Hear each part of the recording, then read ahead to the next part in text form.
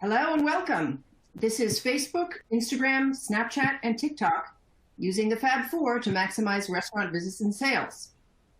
Produced by Nation's Restaurant News, this webinar is sponsored and presented by Reveal Mobile. I'm Lisa Jennings, Executive Editor for NRN. I'm going to be the moderator for today's program. Before we dive in, let me do some housekeeping. Today's webinar is being recorded for on-demand viewing, and it will be available at nrn.com. You'll get an email when that archive is posted. If you'd like to ask a question during this live session, please do, using the box on your screen. We'll save some time at the end for questions.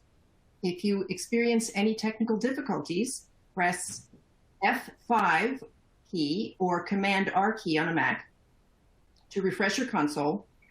So let's get to our session. I'd like to introduce our speakers for today. Joining us from Reveal Mobile is Dan Dillon, Chief Marketing Officer, and Laura Conway, Senior Marketing Manager. Dan, Laura, welcome. Thanks so much, Lisa. So let's just get right to it. Tell us more about using social to maximize visits and sales. Take it away, Dan.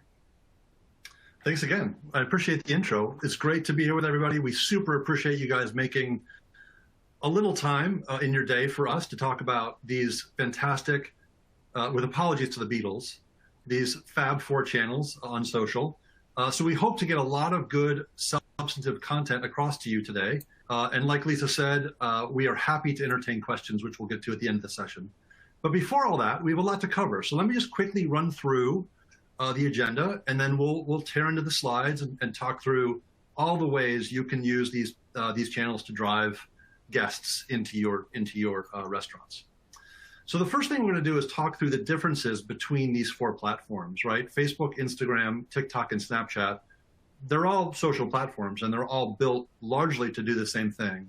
But there's a lot of variation and a lot of nuance between them. So we're going to cover that in detail. And then we're going to talk through who's on each of these platforms. Now, a lot of that may be sort of conventional wisdom, but a lot of it also may surprise you. So you'll want to understand where the different audiences are and how they interact with each of those platforms.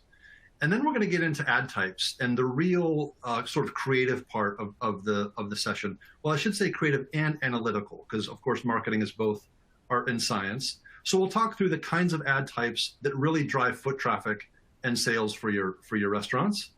And then we're going to talk about some best practices around targeting and segmentation.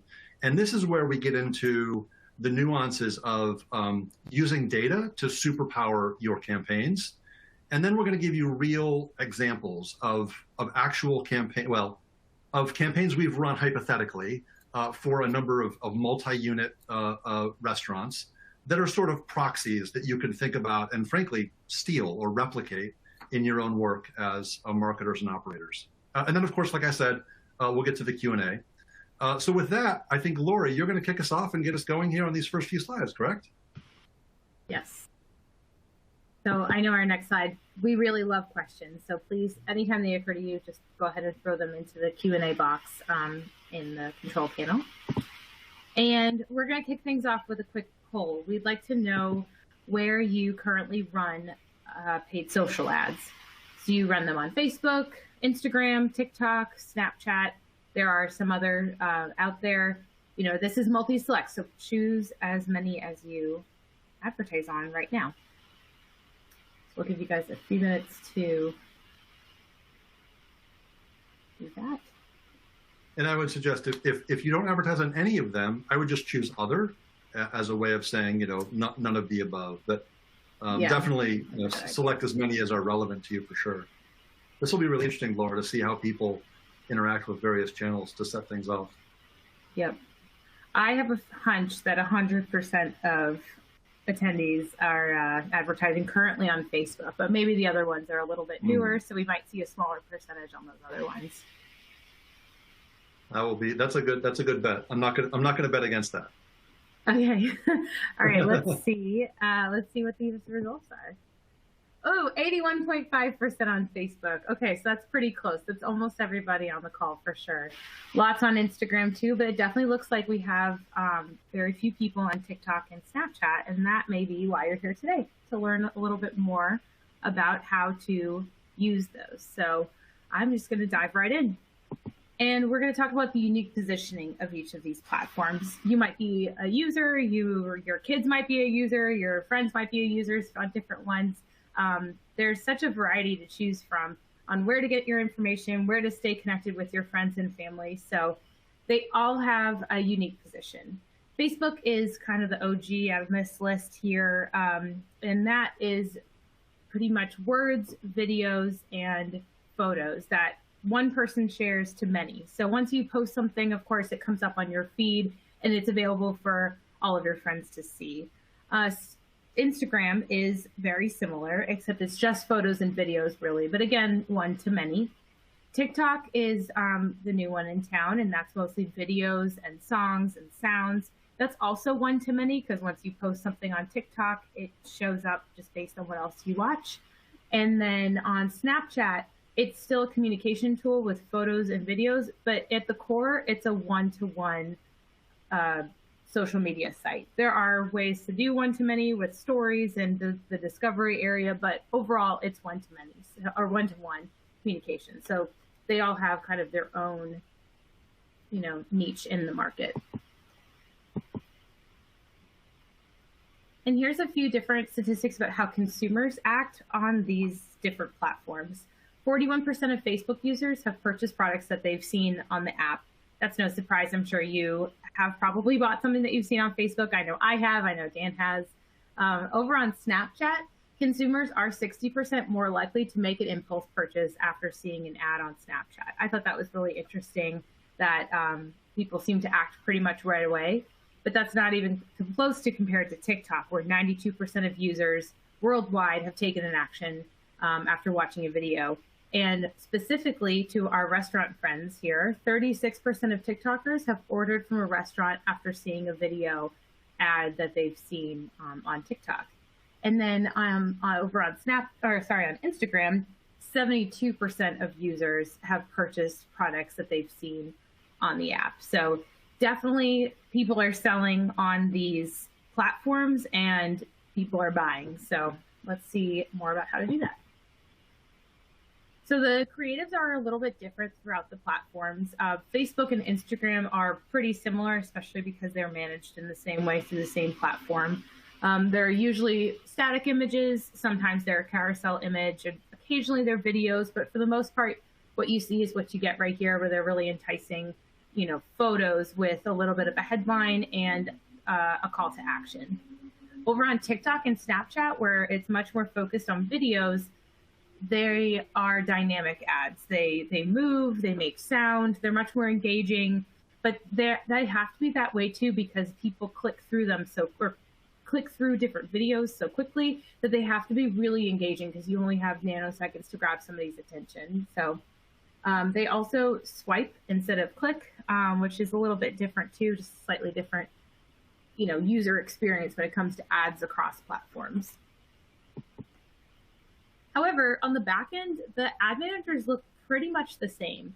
So I always like to show this slide, because if you're really accustomed to Facebook and Instagram, but you're intimidated about starting something new, I wanted to show you that the TikTok and Snapchat ads platforms are super easy to use and very simple. They're more like a simplified version of the Facebook and the Instagram ads manager. So if you haven't tried it yet, don't be scared of something new, because it's really easy to find your way around. And you'll notice a lot of similarities in the functionality between audiences and targeting, and even different statistics that you can look at based on your ads in each platform. It's easy to find your way around.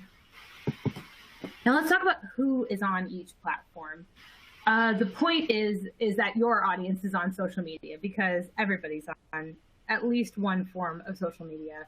What I think is really interesting about this chart here is that Snapchat has the widest range of users of over 63 years. And Snapchat is sometimes deemed as kind of a kid's way to talk to each other, but it's definitely not. There are a wide variety of users, old and young on Snapchat. My grandmother was a big user of Snapchat. She had a Bitmoji, and she would send me and the other grandkids Snapchats almost every day. So your audience is definitely on there too.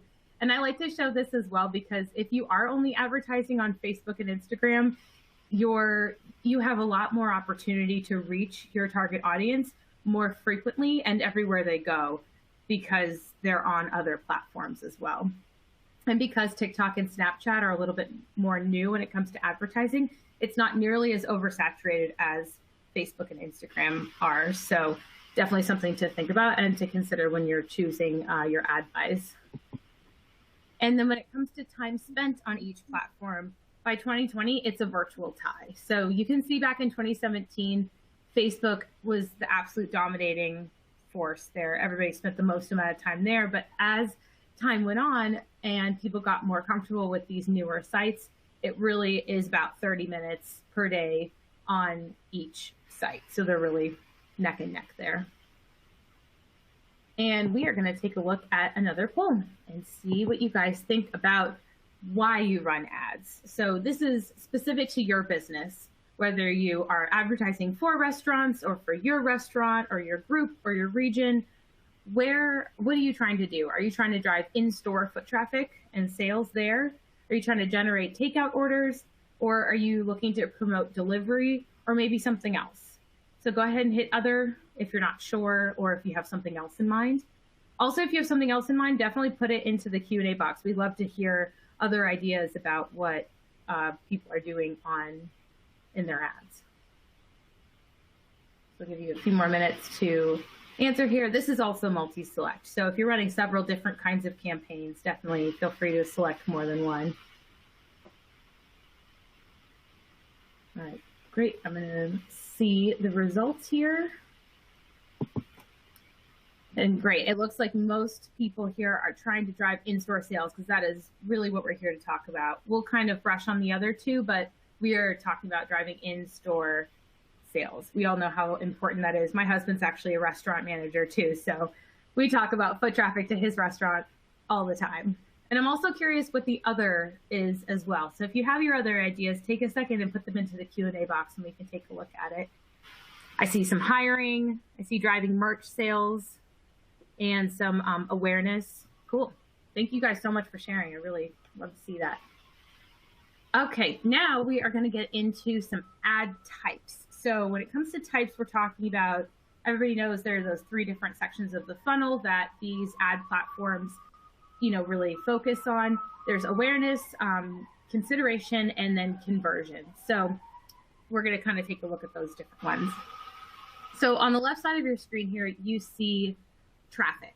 Now, this is traffic to a website. So I marked it in yellow because you could do it if you're looking to drive sales online, whether it's takeout orders or some other kind of online ordering, you can do that. But traffic and foot traffic sound a lot alike. So just know that the traffic type here is not what you're looking for if you are looking to drive foot traffic. Similar with conversions. So you think about conversions as somebody who has seen your ad and then shows up in your store. This is conversions online as well. So again, yellow because you might want to do it if you're looking to drive, e-commerce sales, but not if you're looking to drive foot traffic. And store traffic. I marked this one as red because here, if you are doing this, this is a good idea to really kind of blanket your market, but we're going to talk about more precision targeting in a little bit. But store traffic here, all that means is that you're dropping a pin on the map and you're targeting to everybody in a radius that you've selected around your store. You're going to waste a lot of ad spend with this because you might be reaching people who don't have any interest in the food type that you have, or maybe can't afford the type of food that you sell, or just aren't interested for other reasons. Maybe they're just visiting, but they live really far away. So maybe they're not the best person to be advertising to if they're not going to be there for a long time. So definitely something to consider when you're choosing. And the best type of ad that you want to use on Facebook and Instagram is the reach target. So it sounds a little counterintuitive because it's in the awareness section of the Facebook ads, but in this one, it'll show the maximum amount, or it'll reach the maximum amount of people in your target audience. And we're going to be talking about uploading custom audiences based on where people have been. So the goal here is to reach almost everybody in your target audience. And then I showed you guys some of the calls to action that are available with this ad type. So get directions, book now, call now, contact us. Those are a couple of really good ones that you could use if you're looking to drive reservations, or if people might have questions about what you have to offer. But Get Directions is a really good one too, because then it'll immediately share with people how to find you and show up in store. Okay, let's look at TikTok. So TikTok, like I said, is set up very similar to Facebook and Instagram, which is great if you're not used to TikTok yet, but you are very familiar with Facebook. So again, traffic is to drive people to URLs. Conversion is to sell online.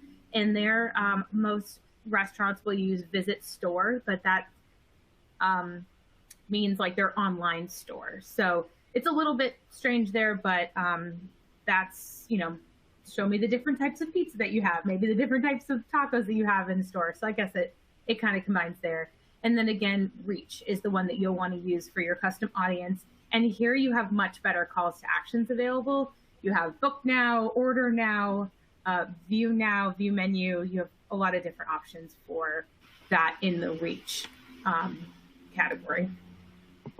And then it gets even simpler on Snapchat. When you click on create an ad, it goes, what's your advertising goal? And it gives you these 5 options. Now, again, if you want to drive online ordering, website visits, that's what you're going to want to use. But you can also promote your local place. So, and this has a lot of really great calls to action. So book now, again, directions, order now, view menu. There's a lot of really good calls to action in Snapchat as well for driving restaurant foot traffic.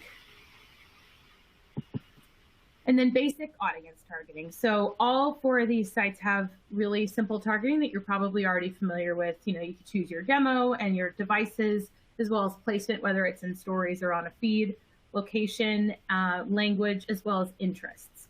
So one of the challenges with using interests when it comes to basic targeting on any of these platforms is not everybody's going to have their interests listed on Facebook as hamburgers or tacos or popcorn or ice cream, whatever you see. I know that that's not in the interests on my Facebook profile. So I'm not sure how Facebook would know to advertise to me, but I love popcorn. I make it almost every night. So if you're selling popcorn, then it might be hard to reach me if you're just using interest-based targeting. And then when it comes to location targeting, that is similar to the store traffic that ad type I was talking about with Facebook and Instagram. You can have 2 options. You can do the radius targeting. So once you've dropped a pin in, you can advertise to everybody in the radius that you select. Or you can target people who live in certain zip codes or certain cities only, which of course makes sense because your physical retail location is in one spot and people will only drive so far to get their food, or maybe you have a delivery area. But we're going to talk more about location marketing and targeting. So Dan's really going to get into that. But what we're really talking about here is targeting people based on the restaurants that they've been to, whether it's your own restaurant, so you want them to come back, or restaurants that are similar to yours, whether they're competitors or maybe just show a similar interest in what you have to offer, and targeting based on that. And now I believe we're going to turn it over to you, Dan, to go over some campaign examples. Yes, indeed. Thanks, Laura. And I just want to call out one quick little comment on this slide. You mentioned you can't target people based on hamburgers or tacos, but apparently you can target people based on their love of Swiss cheese. Oh, yes. I forgot. And that guy had, that guy has his cheese in his right hand. So. And let's be honest, who doesn't love a good fondue, right? Okay, so with that, thanks for setting that up, Laura. I appreciate that. It's fascinating to see so many folks on today's webinar ultimately using both Facebook and Instagram to drive foot traffic. And I'm really glad to see that, because these campaign examples that Laura and I are going to walk you through for the next several minutes focus on exactly that. So if you're got a pencil nearby or a screen grabber nearby, obviously we're going to share the recording with you. But this is where the rubber meets the road, using your creative, your messaging, and frankly, your product to get people to come to, in this case, Roundtable Pizza. So if we have any Roundtable folks on the webinar today, welcome. We are happy to be able to use your brand for this example. We have not run ads for Roundtable. We do not serve ads for any company, but we're just using, of course, real names to give you a real feel for hypothetical ads, hypothetical examples. So in this case, Roundtable has the need to both geo-target and what we call geo-conquest. And let me talk through what that means here. Looking at a geofencing marketing platform, we have a couple of really interesting analytics on the right side of your screen. We can see foot traffic trends over the past 4 weeks compared to the 4 weeks prior. In this case for Roundtable, it's down 6%. We can see how many of Roundtable's customers live within 5 miles, work in this case, within 5 miles of the location they visited, and that's 63%. So we know that roughly a lot of folks are going from their workplace to go get lunch or maybe after work dinner at Roundtable with the family. We can also see that Roundtable has a huge... Which might also be their home right now, Dan. I know. Oh, good point. Absolutely, Yep. good point. As you can tell by our backgrounds, right? We're working from the office at home too. And you can see also the Roundtable has a huge proportion of repeat visitors. So they've got great loyalty. But of course, if they want to go increase their net new customer acquisition, that's an area of focus for them. And then you can also see that Roundtable has the competition nipping at its heels, right? And that's the bottom right-hand corner chart. You've got Pizza Hut in the light blue bar surging in their foot traffic. You've got Little Caesars, on the rise with their foot traffic and so on. And Roundtable is the green bar that runs lateral across the bottom of those bars. So this gives Roundtable a really clear view into basically how their business is doing across a number of units. So as I just mentioned, the foot traffic is down, their competitive traffic is up. They're relying on a lot of known customers. So they want to innovate. They want to bring in, obviously new diners. So here's how they're going to do that. Hypothetically, Roundtable could geofence their own locations. So in very much the same way you think about retargeting somebody who's been to a website by cookieing them, Roundtable is going to collect the mobile ad IDs of everybody who's been to their restaurants and retarget them through Facebook or through Instagram. Now, these are not cookies. These are location signals that are streaming off of opted-in mobile devices, right? You have a phone, I have a phone, Laura has a phone, and we've all opted into location services because it makes our life easier. And when we were at Roundtable, there were location events streaming off of our phone saying, oh, I was at Roundtable Pizza, last Tuesday, and I was there also 3 months ago, whatever the case might be. Well, Roundtable can get that data, and they can know exactly who came to their restaurants and then remarket to those folks and say, hey, come on back, we love your business. The other thing Roundtable can do is they can geo-conquest. And what that means is they can collect the mobile ad IDs also of people who have gone to the competition, Pizza Hut, Bricks, Fuddruckers in case, pizza and burgers cross over, of course. And they can collect all of those unique IDs from those mobile devices and advertise to those folks as well on Facebook or Instagram or Snapchat or frankly, any channel. So just for the sake of illustration, Laura went ahead and built geofences around Pizza Hut, around Fuddruckers, around Bricks in this geofencing marketing platform and pulled out 970,000 unique device IDs and said, wow, those are all the people in the past month who've been to those competitors. Let's push those into Facebook. Actually, this is Instagram, but same platform, and see how many of those have an account on Instagram. And there was an 81% match rate. So what that means is she's simply taking a CSV file of unique IDs, pushing it into Instagram using this UI. Laura showed you this a few minutes ago, building a custom audience and saying, okay, advertise to all of those people who've been to Pizza Hut, who've been to Bricks, and who've been to Fuddruckers, and tell them they're going to the wrong restaurant. They need to start coming to Roundtable, right? They need to have a better pizza.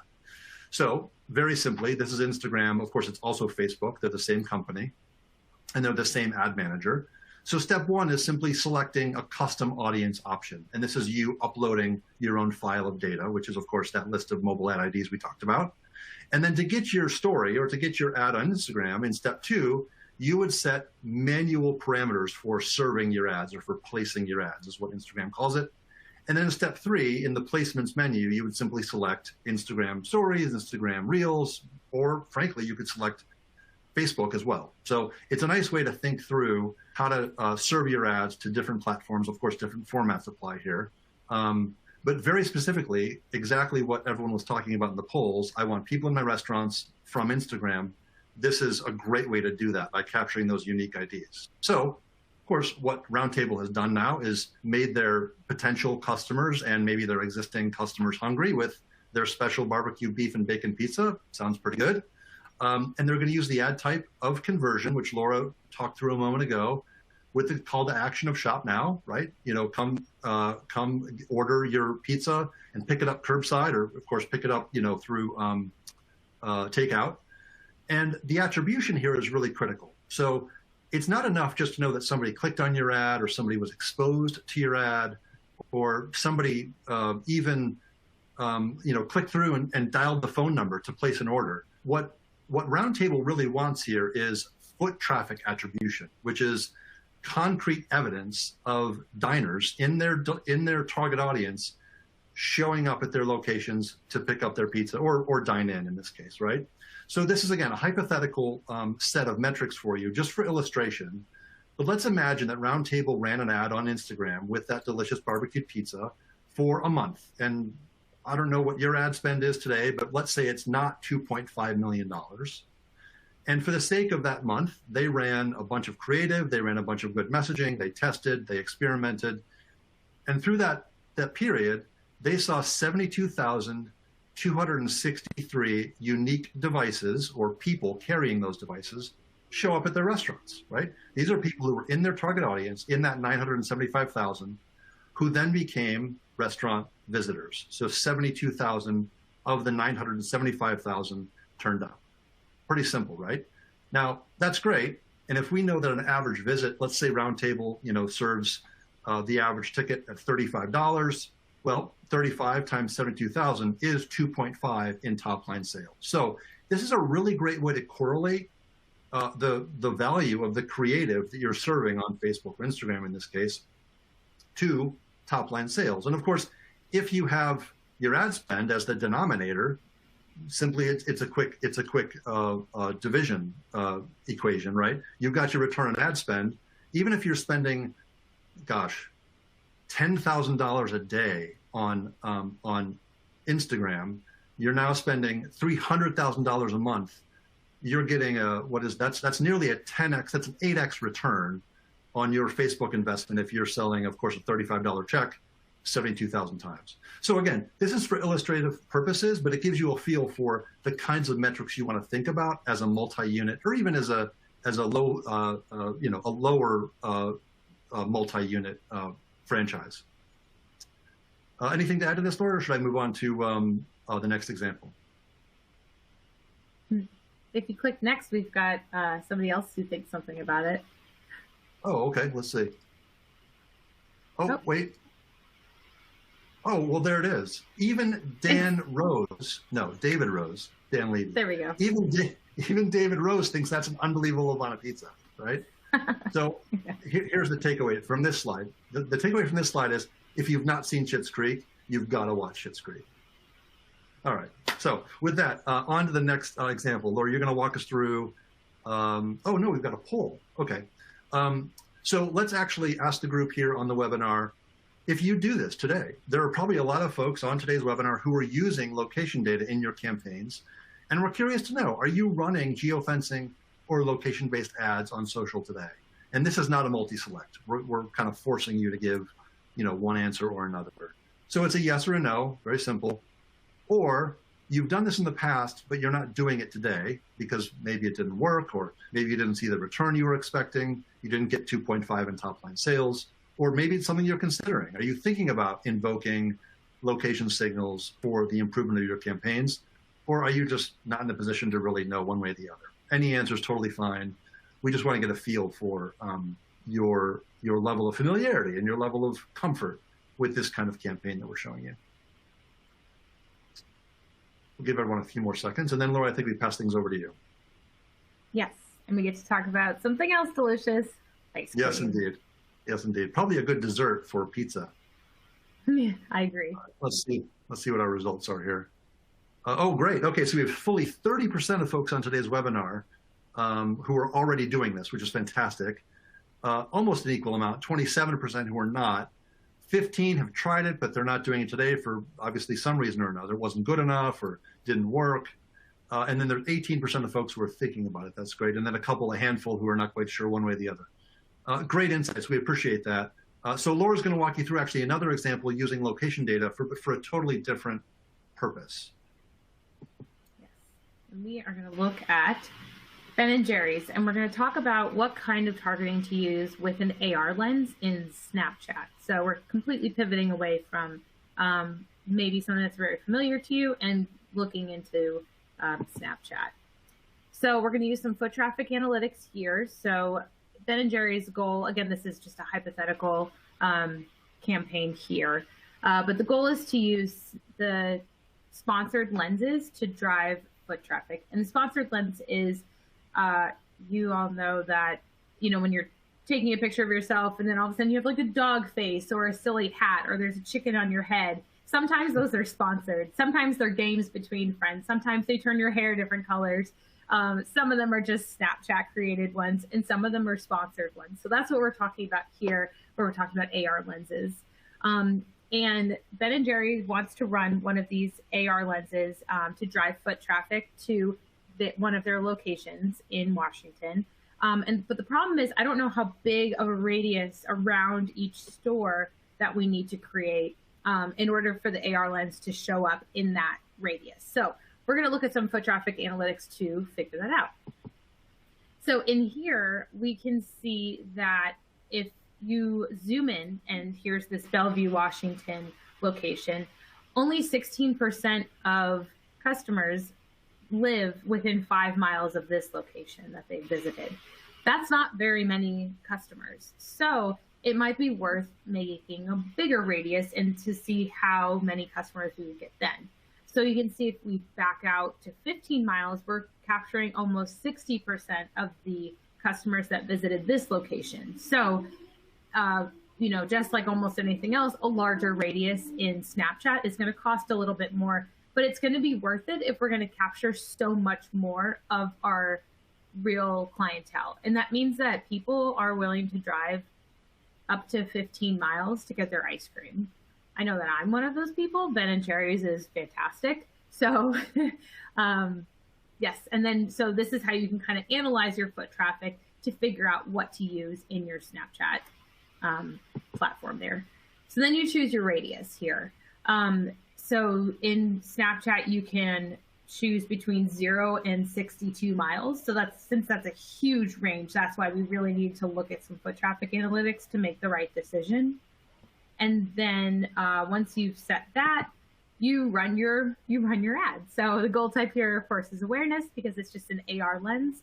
And foot traffic attribution you would just measure with your foot traffic trend. So you can look at last month's trend and see where it's at, and then, you know, just watch it over the course of the campaign to see if it drove some awareness. So you can look at the sales if they're just selling merch too, for example. But that's a way to kind of tie together some location data with a different type of ad. However, in Snapchat, you can do the exact same thing that Dan just went over for Roundtable Pizza on Facebook and Instagram. You can run the same type of targeted ads with a custom audience in Snapchat as well, just not for these kinds of ads, that it would be an ad between stories or in the discovery zone.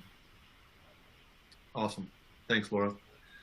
Yeah. We have one more example, one more campaign example featuring P.F. Chang's as a way to think through, Laura mentioned this earlier, the specificity or the granularity of your target audience. Because so often what we get on Facebook is a bunch of wasted ad spend. You're targeting people based on, you know, their location, but they're inside of a giant radius.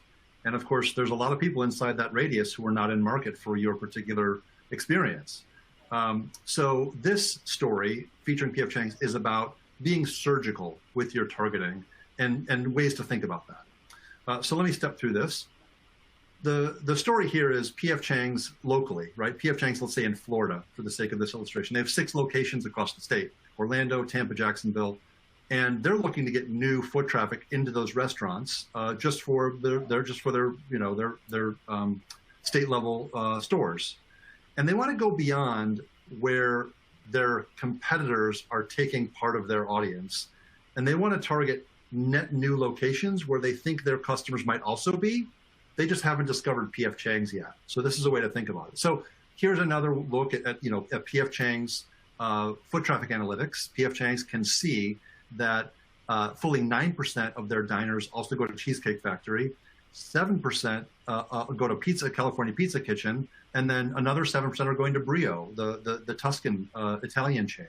So instead of geo-conquesting those audiences, which of course P.F. Chang's can do, they're thinking outside the box. They're thinking creatively. Since they're in Florida, they know there's a massive audience that goes to Disney World every day, if not every month and every year, right?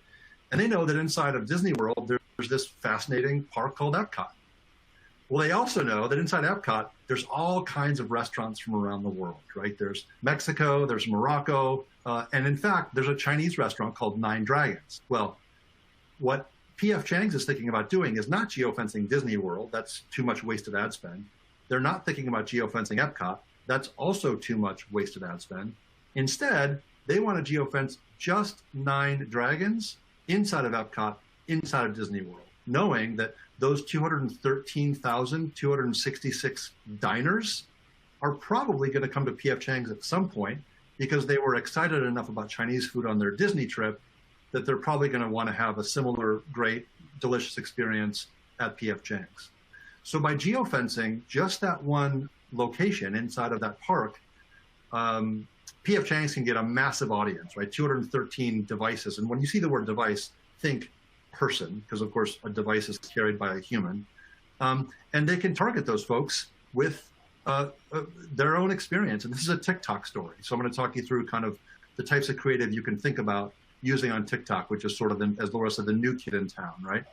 So using a reach type campaign, P.F. Chang's is going to try to reach as many people as they can, using though that custom audience, again, same experience as Facebook, uploading a list of mobile ad IDs, using the call to action order now, and using that same foot traffic attribution report we showed you for Roundtable Pizza a moment ago. I'm not going to repeat that chart. I can bring it back if there's interest, but that's how we're going to measure the success of this campaign. And when it comes to creative, there was a piece of research done recently by an agency that serves a lot of restaurants. Their name is MGH. It's down there on the slide. You can see it in small print. And they did a study that said, what are the top things that motivate a consumer on TikTok to dine in? And there were, of course, a number of variables, but 3 rose to the top. The first one is up close pictures of food at the presentation stage. So not a half-eaten plate, not a table full of people smiling at the camera, truly about one of your signature dishes that looks as appetizing as, of course, you make it look every day. The other thing that turns heads on TikTok is menu items that are a little bit out of the ordinary, something you're either known for, something that's unique that none of your competitors offer, but that's also going to sort of set off an antenna in somebody's head to think, you know, that seems like a cool place, never seen that before. Honey, let's get dinner tonight at ABC restaurant. And then the third thing that turns heads on TikTok is a view that your diners will have from a table, from, let's say it's the, table 86, right? Everyone wants table 86. Give them that view, show that picture, or an actual facade, a picture of the restaurant facade, which of course you can see here, P.F. Chang's does, so you know, well, everyone knows what a P.F. Chang's looks like, I suppose, but it's a great best practice to be able to share with your audience, hey, remember this beloved brand, will come to the Orlando location and have a night out. So those are the top 3 things you're going to want to include in your creative when it comes to TikTok. And of course, when it comes to targeting, think about being surgical. Think about being really focused in who you're addressing. Otherwise, you're dumping ad dollars into a circle and you're not quite sure what's happening. So with all that, I wanted to put a free tool in front of everybody. During the webinar, I know we've shared a couple of different charts, a couple of different widgets that have shown metrics that are interesting. We built a free tool for this, for you to get this exact data. We don't ask for an email address. We don't ask for a name. You can be totally anonymous. It's totally free. It's just a service to the industry, if you will. The URL is at the top of your screen, visit.revealmobile.com/free. And you'll see the screen that looks just like this one. And it's just like Google. You start typing in your franchise, it's type ahead, it will fill in the name of the restaurant, you'll select your chain, and you get your free report. No questions asked, no data required other than the name of your restaurant. If, this is important, if your restaurant does not come up because you are not in this master database that we have of restaurants. At the bottom of this blue field, you'll see a little line. It says, don't see a restaurant in the list? Contact us for a free custom foot traffic report, and we'll be happy to share these metrics with you. Foot traffic volume, foot traffic trends, the distance your guests travel to get to your restaurants, proportion of repeat customers, competitive insights, you name it. So have at it, unlimited use. You can do it one time, you can do it a million. It's built for you, it's built for the industry. So please take advantage. And with that, I believe we are on the Q&A portion of our session. Lisa? Okay, thanks, Dan. That was fascinating, and we actually have quite a few questions. So I'm just going to dive in here. First of all, somebody is asking, do you recommend TikToks coming from the brand's page or through the influencer marketing? I'll take that one. I would say test both because you, it really has to do with the voice that comes through, and we gave you kind of a couple of best practices for the videos. So if you think that your team can do a good job putting that together, but it's also always really good to have that social proof, to have, you know, kind of more of an individual as opposed to the brand talking about themselves. It's good to have a, you know, a real user or a real guest, as it looks like, to go through that. So I would say go ahead and run both. I definitely through the sponsored influencers stuff, you can still use these custom audiences, I'm pretty sure. And then through your page, I know that you can. The other quick, that's awesome, Laura. I fully support your suggestion. The other thing to consider is how trends work on TikTok. Trends are music driven. So if you want to get into that trend and you want to have your video show up in somebody's feed who's in your target audience, you'll want to seize upon that music clip ultimately and see if you can sort of piggyback on the, you know, and trends are ephemeral in the extreme. So 3 days ago, all the trends that exist today didn't exist 3 days ago, and all the trends that will exist in 3 days don't exist today, sort of thing. So it's a quick turn experience on TikTok. The nice thing is you can make creative quickly. They have a lot of built-in tools on their business side that you can just use for the sake of creating a creative. So great question, and definitely experiment, as Laura said. Okay, here's another question from a viewer. What percentage of your ad budget should be allocated to social media spend, would you recommend? Boy, that's a great question. It depends. I'll take a first stab at this, Laura. It depends on the return. So what I would look for is obviously a profitable campaign to start. So if you're spending money on paid social and you're not seeing a profitable return, either turn it off or keep experimenting until you find profitability. Once you've reached profitability with your campaign, I would say, depending on the type of restaurant you are, the number of units you have, the number of geos you're trying to advertise in, it's going to be a healthy portion of your paid of your paid channels. We do not have a best practice in terms of overall percentages, but assuming it's profitable, I would say it's going to be, you know, a good 50%. Laura, how would you react to that? Yeah, I would agree with you, especially because you can reach so many of your guests or potential guests on social media, since almost everybody's at least on one of them. And as you can see, they spend 30 minutes on all of them on average. So you're definitely going, you know, it's worth investing in several channels and worth investing in making sure that your ad frequency is often enough that you're really making an impact with the people that you want to reach. Okay. Several questions have touched on this, and hopefully this captures everyone's question about it. But how does a restaurant actually capture the device IDs? Is there software for that? Folks are asking, where do you go for that? Yep.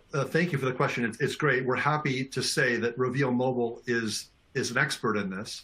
It's what we do for a living. So there is software available for this kind of campaign execution. Reveal Mobile is that software. And the reports you saw, the campaign illustrations you saw, the foot traffic attribution reports you saw are all pulled directly from our platform. So it's just our way of being able to convey meaningful metrics to you using, of course, our own software to do that, but we're also a provider of that platform. Okay, here's a great question. How do you feel about using contests instead of static photos to generate engagement? Lauren, I would say, yeah. I mean, contests are definitely going to be more engaging if somebody thinks that they're going to get something for free or get something discounted, or also gamifying anything always makes it much more engaging, whether it's, you know, an ad or even a webinar. That's why we do polls, because that's kind of gamifying it. So it's definitely a good option. Our focus is driving in-store foot traffic as opposed to just engagement on posts. So I don't have a strong opinion either way, but it sounds like something that you can definitely maybe A/B test in any of these platforms. You can do that. Okay. Here's one viewer who's asking for your best practices, your recommendations for a smaller regional players approach versus a national company approach. Yeah, that's a really good question. We were using national brands just mainly for name recognition, so you could, you know, grasp the example really easily. But the same idea can be applied to really any restaurant, you know, or any brand really, whether it's regional and you have, you know, 10 locations, or you're, you know, kind of a larger regional company like Round Table Pizza has a little over 400 locations, or you are P.F. Chang's, which has, you know, a lot more locations than that. It scales up and down as long as you're keeping these three things in mind when you're using, or the three different segments to geo-target, which are retargeting your own customers or your own guests to come back and come back and refer their friends, and also geo-conquesting by trying to capture your competitors' guests, and thinking outside the box, like we showed in the third example, of targeting where else your ideal customer would also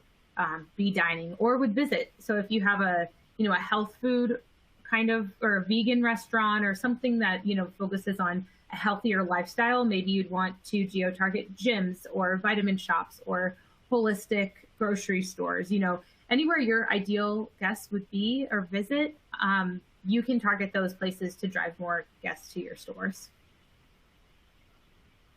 Okay, here's another question. That does a restaurant really need to be active posting on a platform to advertise on it? For example, this restaurant says we don't have a Snap or Instagram, so would it make sense to advertise on it? Yes, is the short answer. You do not necessarily need to have an organic, it helps. I will tell you, it helps to have an organic presence on social platforms. In addition to advertising, it sort of gives you additional street cred, if you will, but it is not in any way a prerequisite for running paid social and having success with paid social on a Snapchat or an Instagram, because the way ads run especially on TikTok and Snapchat, they're almost fully integrated with stories that would appear organically in somebody's feed. So if you think about Facebook and even Instagram, there's a clear sort of sponsored tag, if you will, and those exist also on Snapchat and on TikTok. I'm not saying they don't, but it's a much more seamless experience, uninterrupted experience on these platforms when you're advertising on TikTok and Snapchat. That, you know, video ad, video ad. They just kind of all stream together. So definitely not a prerequisite. Okay. Does Reveal Mobile help? Oh, sorry. Go ahead. I'm sorry. Just last thought about that. If you don't have your page set up, though, you should definitely make sure that that's set up and kept up to date with your phone number and your hours of operations. And even if you post simple things like your specials, or if you're open early on a certain day, or maybe you're closed on Mondays or something like that, definitely keep that stuff up to date, because your guests are looking at your page for that kind of information, but they're not necessarily looking at your page for, you know, culture or events or, you know, something like that. They're not necessarily doing that, but definitely at a minimum, keep that information up to date. Okay. So does Reveal Mobile help place the ads, or just provide the contacts to add to the campaign reach? That's a great question. Reveal Mobile does not run ads.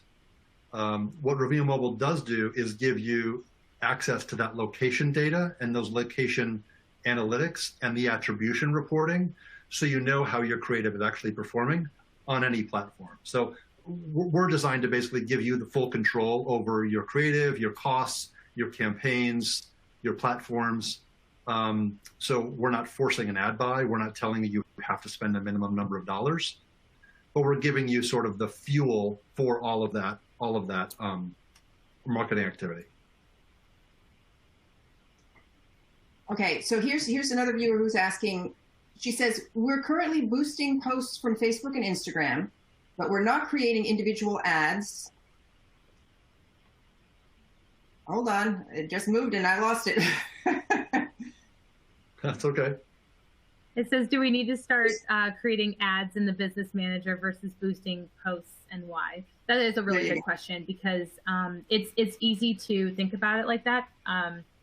So the boosting your ad, or your posts from your organic postings, that's what that is, will not show to nearly as many people as your ads will, because you can't target that. All it will do is hopefully make sure that your followers will see the boosted post, as opposed to showing it to net new people. Sometimes it shows up on people who might have a similar interest in Facebook's opinion, but you're not reaching nearly the amount of people that you could be reaching if you were running ads too. If you're not running ads, it's a pretty low barrier to entry. You don't have to have a massive budget on Facebook. If you do get in there and you realize your impressions might be really low, it's worth testing a larger budget, at least for a short period of time, to kind of get your, like Dan said, your street cred up, and that's really with Facebook's algorithm. But I would personally recommend saving the budget that you're using from boosting posts to putting it into your ads, unless there are things like we're closed because it's snowy today, and you don't want to, upset guests when they show up and you're closed. I think that you're going to see better success by running ads as opposed to boosting your posts. Okay. Do you have any advice on running ads that promote the sale of alcohol? Yes.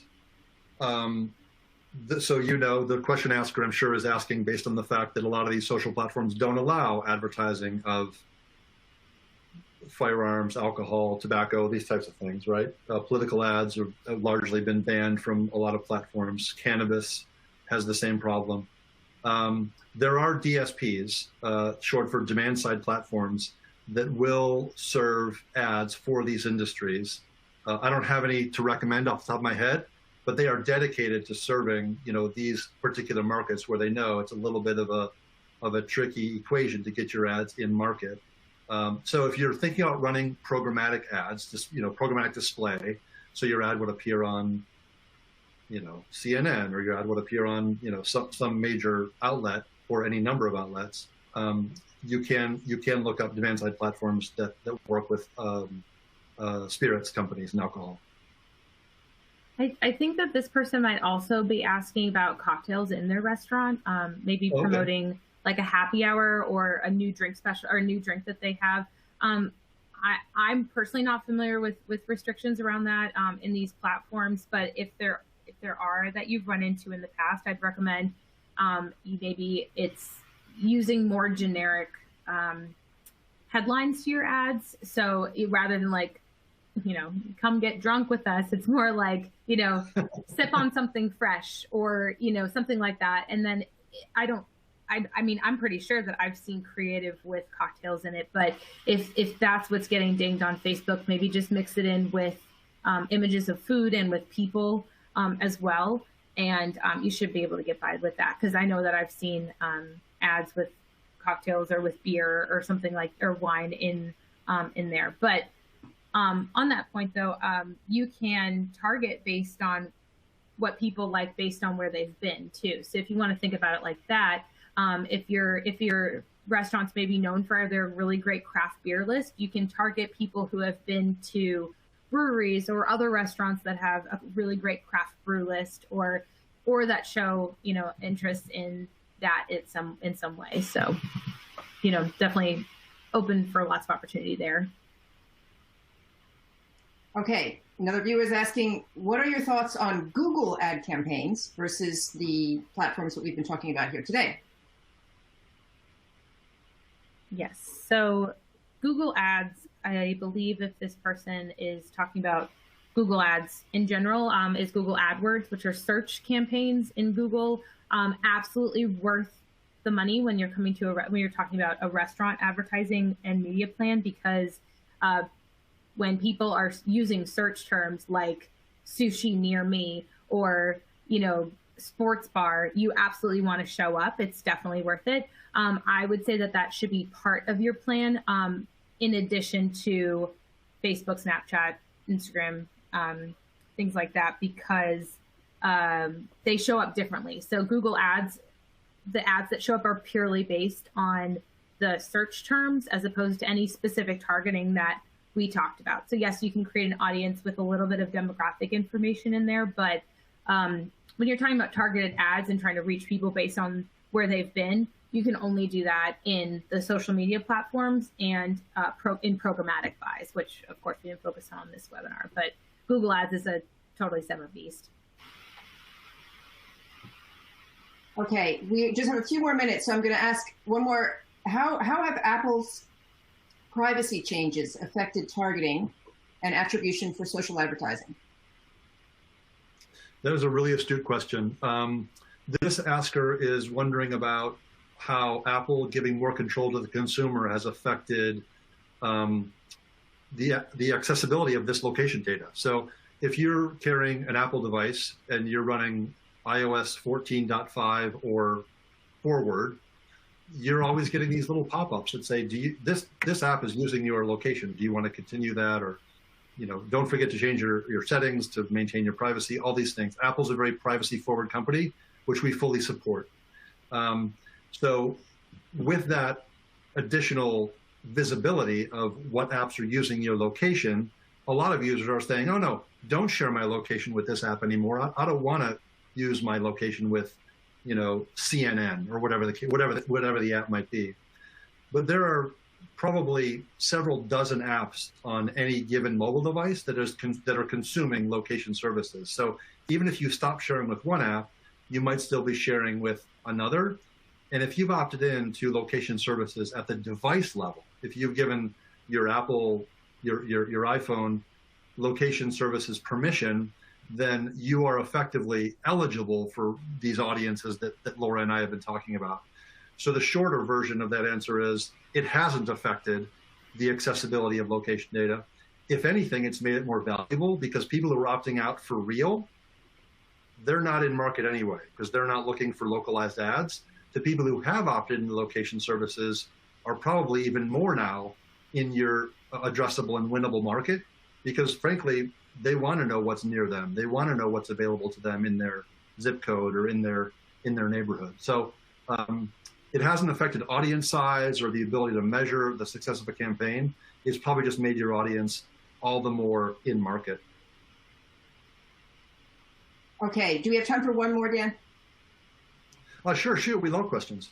Okay, oh yeah, all right. we could answer questions all day. We just figured we'd let people get back to their day. Okay, one more. So do you recommend YouTube ads in with the platforms that you've covered where so many people are viewing content? Yes, for sure. Any platform where you can visualize your product, your experience, your unique menu items is as Laura was saying, you know, Google, you know, sushi near me. Of course, YouTube is part of that same network. The only drawback to using YouTube compared to, say, a TikTok or a Snapchat, which of course is also a video platform, is that you cannot use location data in your YouTube ad roll. So even if you're running through an agency or running, you know, pre-roll ads programmatically, you're not able to target based on places people have been. So it creates a little bit of a wider net where you're going to need to spend more to reach maybe the same quality of audience, but certainly, as Laura was saying earlier, experiment across platforms and see where the real return is coming from, and then double down on what works and divest from what doesn't. Mm-hmm. The only thing I want to add is, unless you're advertising on YouTube through Google's marketing cloud or marketing platform, whatever they call it, DV360, display and display and video 360. If you're using Google's DSP to buy programmatic ads and you're advertising on YouTube with video ads through that, then you can bring third-party data like mobile ad IDs into that platform. But as Dan said, not through Google Ads. Okay, Dan, any last comments before we wrap it up? Oh, yes, I do. I have one last quick announcement I wanted to make. We are doing a webinar next week at this exact same time, 2 o'clock Eastern, 11 Pacific, a week from today, on a full demonstration of the geofencing marketing platform that you saw in this webinar. We just showed you little snippets, little screenshots here and there, but this webinar, it's a half hour, is designed to give you an end-to-end view into everything it does. So we welcome, of course, your participation in that webinar as well. If you want to register for that, simply go to revealmobile.com, hit the events page, and you'll see the February 23rd geofencing marketing demo. And come one, come all. Okay. Thank you, Dan Dillon and Laura Conway. Thank you to our sponsors, Reveal Mobile, for making this session possible. And thank you, audience, for spending your time with us today. Please join us for future NRN webinars. You can find them on our webinar page at nrn.com. Take care and have a great day, everyone. Thank you all.